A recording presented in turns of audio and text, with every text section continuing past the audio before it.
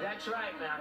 That's right. So you were supposed to come see us last week, but the snowstorm sort of got you, and I'm told you got sort of psychic visitations in a funny kind of way from our friend Carrie Fisher. Well, we were in the hotel room in London, and I'd been there for days. Right. I didn't notice it. It was right behind me when you're watching television.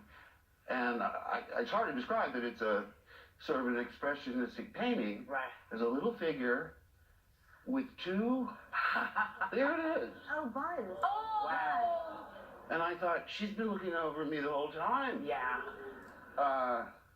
But that's the feeling, you know, she's always with us. Everyone really felt that they knew her. Yeah. You know, for young women, I always thought, when I read the screenplay, I said, this is so funny. You know, Han and Luke go to rescue her. Yeah. She takes over her own rescue. Yeah. You call this a plan? She grabs the gun, you know, really makes us look like chumps. I thought, this is effortless feminism. Yeah. Because it's not hitting it over the head. She's just so capable. Yes. And she's no damsel in distress. No. She's certainly no shrinking violet. No. And as you know, that was Carrie. She was the nobody like her. Funny. She's funny, and she loved being pretty much the only woman on set. Yes. She loved being called Princess Leia. And I used to gut on her all the time. I said, well, because you're royalty, you're Hollywood royalty. Your mom was a movie star. Your dad was a recording star, you know. I'm strictly middle class. I was the middle of 7. My dad was in the Navy. So I remember too when they took us aside and said, okay, now nobody knows this, but in this episode, you're going to be revealed as brother and sister. And we were sort of shocked. And I thought for a minute, I said, wait a minute. If Luke is Leia's brother, does that make me royalty? And she went, no. I said, oh, all right. I'm just asking. So possessive of that. He was adamant, no way. Well, one thing that royalty doesn't always have, but you do now, is you received a huge honor this month. You got your star on the Hollywood Walk of Fame. Oh, there it is. And it's right next to a really, really big star, Minnie Mouse. Oh. So prime real estate there.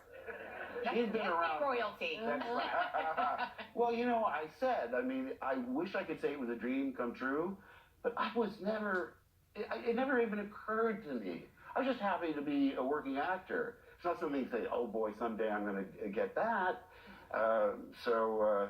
It's been just a joy. We never expect to come back. You know, we had a beginning, a middle, and end. And George says, I'm not going to do 7, 8, 9. I don't want to do these things when I'm in my 70s. So when he said he wanted to have a meeting with Carrie and I and my wife said, what if he wants to do another trilogy? I just laughed at her. I should know by now. She's always right. But as Sarah was saying, Star Wars is to say it's an epic worldwide phenomenon is putting it very mildly. My own brother had Star Wars vows in his wedding. My brother Jimmy, because he's such a huge fan. It was included in other vows, but yes. When you first got the script in 1977, A New Hope, could you ever have predicted it would have turned into this? Yes. Yes. No, I mean, that's almost a rhetorical question. Of course not. I thought it would be popular because it had humor. Most science fiction was very dry and serious. Yeah. This one, I said, oh my God, they have robots arguing over whose fault it is. And a big furry dog creature flying a spaceship, you know, wearing no pants. I mean, yes, this is innovative as hell. But here's the interesting thing, Megan. I auditioned with a screen test. I didn't get the script until I got in the part.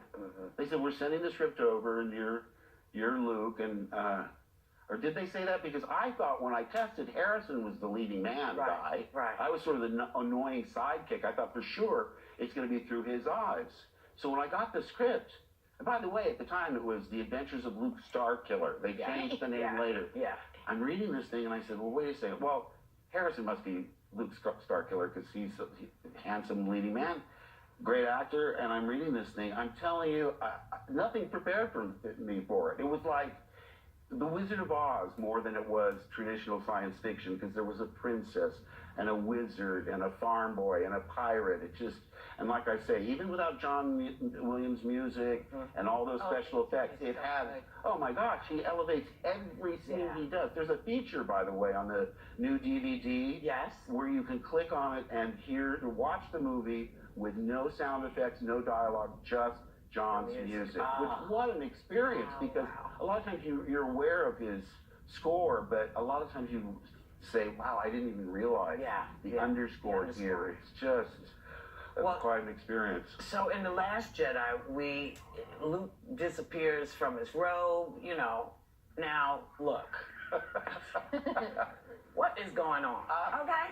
What the hell is going on now? Wouldn't I love to know? And also, I have fun with people on social media because someone said, hey, if you really disappeared totally, wouldn't your mechanical hand clank down on the rock?